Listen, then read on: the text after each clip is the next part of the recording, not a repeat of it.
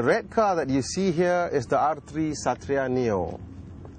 In spirit, it is the same as the green Lotus edition Satria Neo that we've seen before. It has the same 145 horsepower Campro engine that also cranks out 168 Nm of torque. It also comes with a close ratio transmission and a very short shift. It's a very nice gearbox. While the Lotus edition costs it's over 100,000 ringgit. It's crazy money for a Proton. This one costs under 80,000 ringgit. And according to the brochure here, what you get for your money are some R3 bits instead of branded AP brakes, adjustable suspension, Recaro racing seats, and the roll cage. Oh, you don't need all that, do you?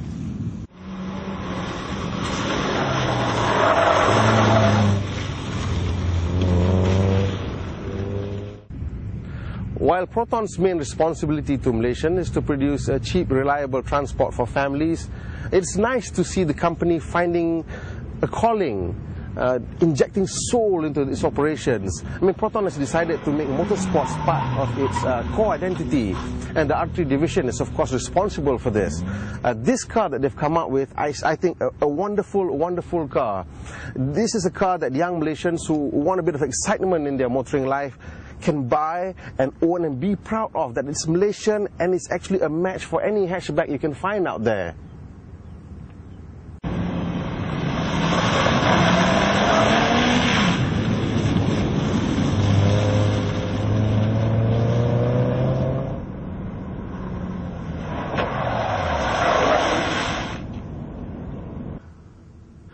This R3 Satria Neo is a major improvement over the Lotus edition in one very important aspect.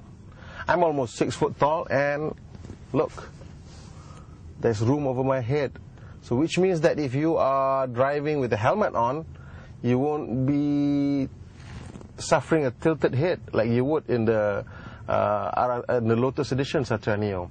So how did R3 find those extra inches? Well, they lowered the seat squab. They did it by using a firmer foam on the seats. Then they lowered it by about an inch. So you can see here the stiffer foam. And that is how they found the extra headroom. As you can see, the interior is all about red as well. The car only comes in fire red. These painted plastic bits reflect the exterior color. You also get a red trim on the steering wheel, also on the seats. This steering wheel is wrapped in what is called triple fiber. I know it looks like Alcantara, but it's not. But it feels very much like Alcantara, nice and grippy, so it's nice. The leather on the seats are Napa, so they're nice and soft and supple. The instrument cluster has not changed from the standard car because it's too expensive to engineer, dedicated and recalibrate the instrument panel just for this limited run car. The center console gets a double-din head unit. It comes with a large screen which plays your everything, the video, and it also shows the navigation system. This car comes, of course, complete with the navigation system, so there's really not much that you need to do to the in-car entertainment.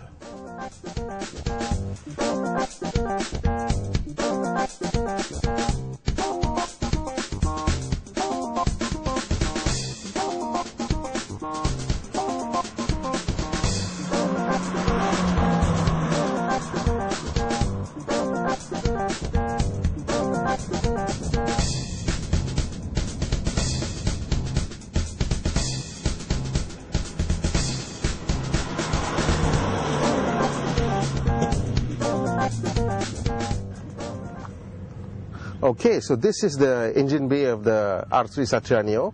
As you can see, there are a few unique R3 bits.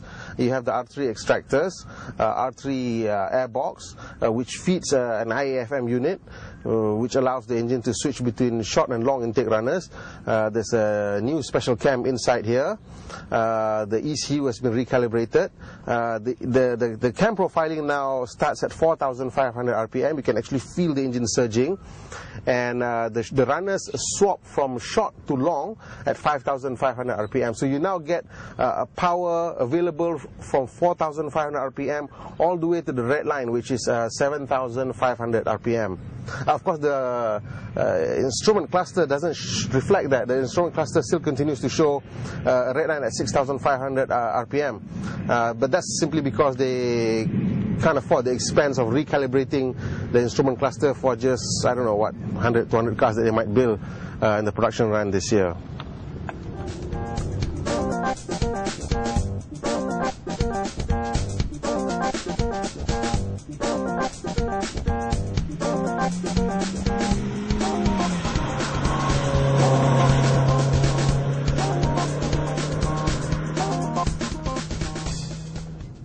This is the new R3 edition lightweight alloys. It comes in matte gunmetal finish. Now I love matte gunmetal finish because it is roughly the same color as brake dust. So you don't actually have to clean it that often. I guess this car has been pounded quite hard, but you can't really see the brake dust on it, can you?